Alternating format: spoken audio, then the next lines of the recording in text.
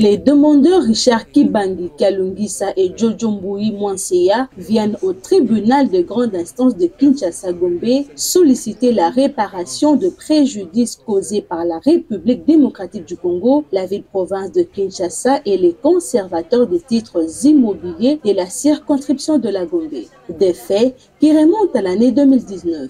Selon les avocats des demandeurs, leurs clients seraient propriétaires et locataires attitrés des parcelles situées dans la cité de la Grâce du fleuve Congo. Ils affirment que la RDC, première défenderesse dans la présente cause, étant concessionnaire de dites parcelles, n'aurait jamais notifié à leurs clients sur un quelconque avis d'expropriation, encore moins de démolition de leur construction érigée. Ils affirment en outre que leurs clients seraient victimes de destruction illégale de leur construction régulière ouverte par des certificats d'enregistrement. Les avocats des demandeurs affirment que cette destruction serait illégale au motif qu'elle aurait été faite en violation des dispositions des articles 28 et 151 de la Constitution de la République démocratique du Congo, au motif que leurs clients seraient détenteurs d'un jugement du tribunal de grande instance de Kinshasa-Gombe et d'un arrêt de la Cour d'appel de Kinshasa-Gombe interdisant aux personnes morales poursuivies dans la présente cause d'effectuer une quelconque démolition dans leurs parcelles. Ils soutiennent que ces comportements des défendeurs préjudicient les intérêts de leurs clients. À l'audience du jour, les tribunaux ordonnent une surséance pour descendre sur terrain afin de constater s'il y aurait bel et bien démolition. Le tribunal dit également que toutes les parties sont d'accord pour effectuer la descente à ces jours et suspend son audience pour la reprendre au lieu de la descente. On est au tribunal.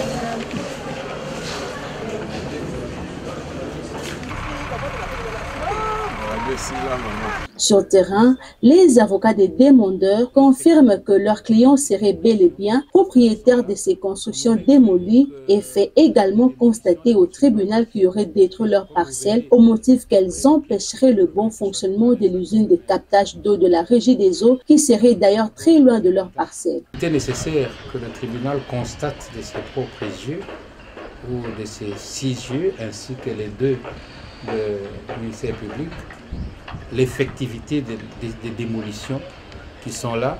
On aurait cru que ce sont des démolitions de constructions anarchiques. Comme vous verrez, après le pièce que je vais remettre, soit tout à l'heure, soit demain au parquet adverse, et que dont nous allons faire état à l'audience prochaine, les demandeurs, comme les intervenants volontaires, sont ici légalement. Le Conseil des ministres, notamment du 7 août 2020, précise bien qu'il y a eu des arrêtés qui ont désaffecté, il y a eu des arrêtés qui ont loti, et nous les avons.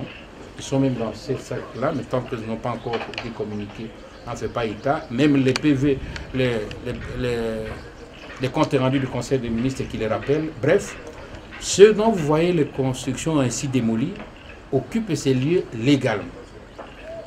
Jugement de plus de 10 ans, publié au journal officiel, exécuté, arrêté de lotissement, des certificats d'enregistrement vieux de plus de 2 ans, donc inattaquables, les constructions prétendument anarchiques. Nous attaquons,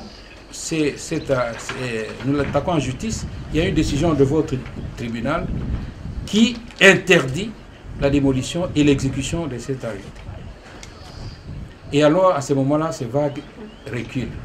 Arrive, puisqu'on ne peut pas exécuter ainsi ces arrêtés ordonnant la démolition qui ont été interdits par la justice, l'article 151 de la Constitution est clair, ni l'exécutif, ni le législatif ne peuvent s'ingérer dans une décision, dans une affaire dont les décisions sont saisies, ni s'opposer à l'exécution des décisions. Donc du coup, on ne peut pas démolir sur pied de ces arrêtés provinciaux parce qu'il y a des décisions judiciaires qui les interdisent. Il y a un communiqué, ni signé, ni cacheté, dont nous avons pris connaissance dans les réseaux sociaux. Il faut démolir les constructions de la baie d'Engaliema parce qu'elles empêchent l'usine de captage d'eau de la Régie des eaux, d'où la pertinence de notre présence ici aussi, parce que pour le bon fonctionnement de cette usine. Et pourtant, votre honneur, il vous est difficile d'ici de voir l'usine de captage. Les petites maisons blanches qu'on voit à peu près à 2000, à 1500, à 2000 mètres là, c'est ça l'usine de captage d'eau. Votre présence sur ce terrain était importante pour voir où se trouve l'usine de captage d'eau. C'est de là où nous sommes, ici c'est à peu près 1,5 km, donc 1500 à 200. Ces petites maisons en blanc, c'est là l'usine de captage d'eau, de la régie des eaux. Et nous avons une rivière par où vous êtes passé qui nous sépare. Donc, avec le raisonnement de certaines personnes, vous apprendrez que ceux de Kisangani n'ont pas l'eau propre parce qu'à Bas-Congo, au Bas-Congo, à Matadi, on aurait érigé quelque chose au bord du fleuve. Comment est-ce que nous qui sommes ici, en aval, cette bâtisse là où vous êtes, va empêcher cette usine qui est là de fonctionner correctement? C'est un argument dolosif. Par contre, ceux qui pourront éventuellement empêcher l'usine, ce sont les constructions qui sont là à côté de l'usine, mais sauf que ces constructions sont celles des autorités qui sont au pouvoir. Et donc, du coup, on se rend compte que le prétexte de l'usine de la régie des eaux pour venir là où nous sommes ici ne peut pas logiquement tenir. On change maintenant les fusils d'épaule. Nous apprenons, les ministres viennent, on doit reculer de 100 mètres. Nous avons le journal, nous allons produire, et ça a été dit à la RTNC, après la descente, une décision est prise de laisser 100 mètres à partir du lit majeur du fleuve, pour raison dite zone de protection, donc ce que nous appelons zone non aedificante. Sauf que cette maison là où nous sommes, c'est à peu près 1000 mètres du fleuve. Ça se voit un peu, mais si nous allons marcher pour voir, vous vous rendrez à quelle distance. Donc si c'est pour laisser 100 mètres du lit du fleuve, c'est pas à 1000 mètres ici qu'on vient démolir. Et donc pourquoi on ne démolit pas ce que vous voyez, on continue à construire là? Ça c'est à moins de... Ça c'est plus éloigné du fleuve que ça. Comprenez la logique.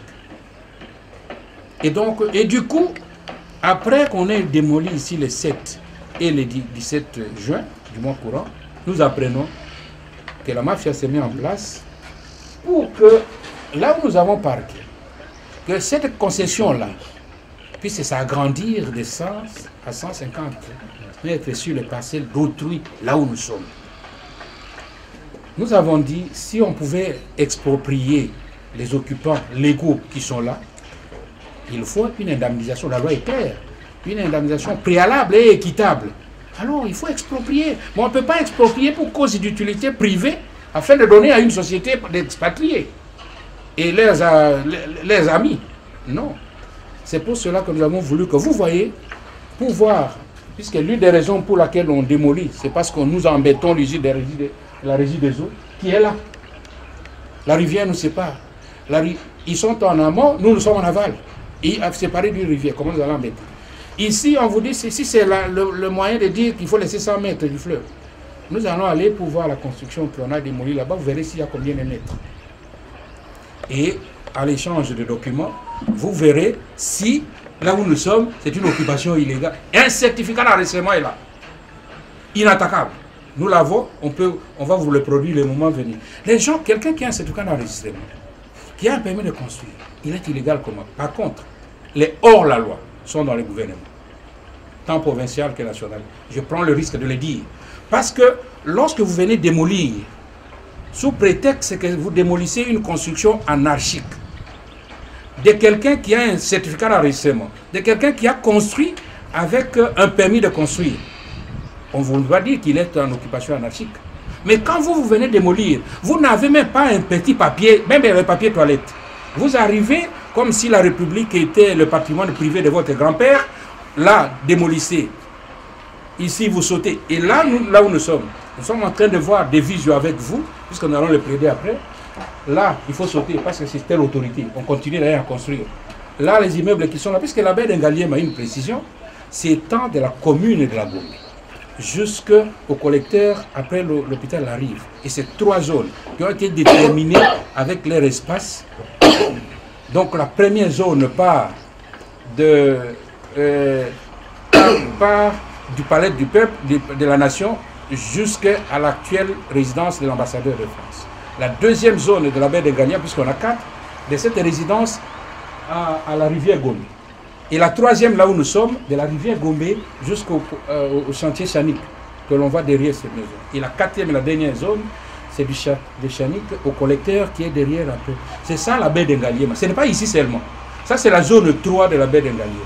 C'est pourquoi nous avons dit, oui, d'accord, même s'il faut reculer les 100 mètres, les occupants qui sont là ne refusent pas. Si c'est une décision gouvernementale juste. Mais simplement, il faut alors appliquer cette distance sur toute la baie d'Engaliema. Donc, je venais de vous décrire, et ça commence où, ça va où. Sauf que, si on applique cela, il faut commencer à démolir, y compris les palais de la nation, pour laisser 100 mètres. Et les résidences qui sont comme celles qu'on voit, y compris Gélène. Et là, on ne va pas toucher. Et donc, nous avons voulu que vous voyez, et si le tribunal a besoin d'amples précisions, nous allons le faire, et puis nous plaiderons le moment venu, pièce à l'appui. Les avocats de la partie défenderesse, pour leur part, sollicitent aux demandeurs de montrer les parcelles démolies par leurs clients. Constater, c'est à la partie demanderesse ou aux parties demanderesse de montrer là où c'est détruit ou démoli en un moment opportun après l'échange de pièces. Nous allons vérifier si les constructions démolies appartiennent aux parties demanderesses. Et que nous sommes à la disposition du tribunal pour les constats. Les demandeurs montrent au tribunal toutes les démolitions effectuées dans toutes leurs parcelles, des maisons de 2 niveaux qui étaient tollées et d'autres matériels de construction qui seraient stockés dans les maisons détruites qu'ils auraient perdues lors de cette démolition. C'était quoi qu'on a détruit et quand est-ce que vous êtes devenu propriétaire de cet endroit? Avec tous les titres, un contrat de location. Et j'ai érigé ma maison de toutes les façons. Ici, il y avait 2012, qui vous a vendu? Celui qui nous a vendu, c'était monsieur Richard, le chef coutumier, avec des actes de cession. Et après, on a loti. Oui.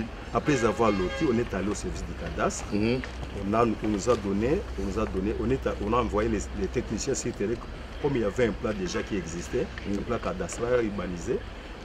Il y avait déjà des numéros, ici des numéros cadastrales. On nous a donné des contrats et puis on a commencé à construire. On a commencé d'abord par la clôture. Okay.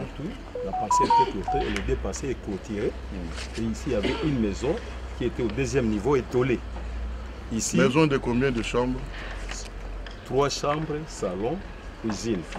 2 niveaux étoilés. Déjà tollés? Oui. Et il y avait les gens qui habitaient même en bas. Même ici.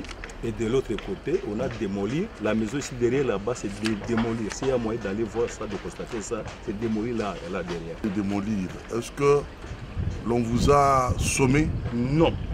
On vous a visé? Non. Que l'on viendra détruire? Non. Et même juste après la démolition, est-ce que on vous a dit pourquoi on a démoli? On n'a jamais venu démolir avec des policiers. Et qui a démoli? Le ministre provincial de l'urbanisme. Le ministre Léon Moulumba. C'est lui qui était devant avec ses qui est venu avec une délégation et en civil comme peut-être inconnus qui sont en civil et certains armés et des policiers militaires et c'est comme ça qu'ils ont démoli. Comme vous avez dit, votre honneur, sans aucune notification préalable. Aucune. Ni avant, ni après. C'est-à-dire, vous êtes chez vous, je ne veux pas dire un bandit parce qu'il s'agit des autorités, mais vous êtes là chez vous, quelqu'un arrive, il commence à vous détruire. Et ça, c'est l'état de droit. Et après, il dit, ça, c'est l'état de droit. Vous dites que nous avons des jugements, il dit c'est la paperasse. Nous avons la vidéo qu'on peut produire.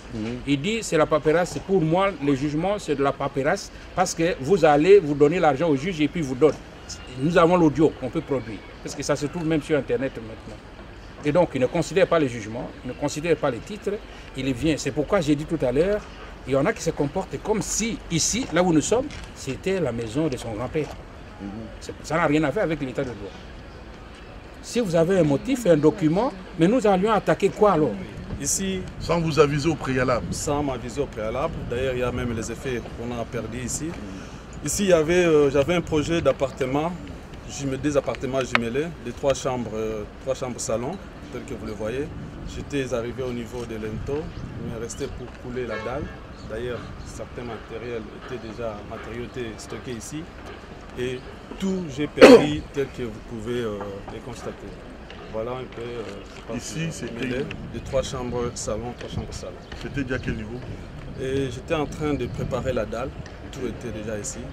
Et voilà, dans un laps de temps, on a réduit en ayant mon projet que j'ai dit peiner pour réaliser durant plus ou moins 10 ans. Vous avez obtenu parmi les documents que vous avez démoli en demandant le permis de construire, on aurait attendu. Parce que quelqu'un sans aucune notification, c'est-à-dire tel que vous êtes là où vous dormez, si vous êtes chez vous, quand sortez, on va démolir. Et ce qu'on a perdu, ce n'est pas ici. Ici, ce n'est pas simplement les appartements jumelés qui étaient en cause, mais comme il a dit, il y avait le stock de matériaux pour continuer la construction. Et vous pouvez voir les vidéos, lorsqu'il démolit, c'est tout le monde et les badauds qui viennent ramasser. Il avait instruit au fait au badaud que l'on prenait, ça n'appartient plus. Alors, donc l'État qui a récupéré. Il avait instruit au badaud de récupérer. Ce n'est pas que quelqu'un qui vient en enquête par rapport à ses prétendues compétences, donner tel document et qu'on ne lui aurait pas donné, non. Vous ne savez même pas pourquoi on vous a démoli en réalité. Puisque toutes les raisons données, aucune école, comme je l'ai dit tout à l'heure. Le ministère public affirme que le constat a été bel et bien fait. Il demande au tribunal de renvoyer la cause pour plaidoirie. Pour vous permettre également, comme vous avez dit, de changer les pièces et éventuellement plaidoirie. On renvoie à quelle date? Après ces constats de démolition, le tribunal renvoie la cause pour la plaidoirie. Regarde les parties comparantes pour échange de pièces et éventuellement plaidoirie. Puis rien n'est restant au rôle, l'audience est levée. Honneur au tribunal.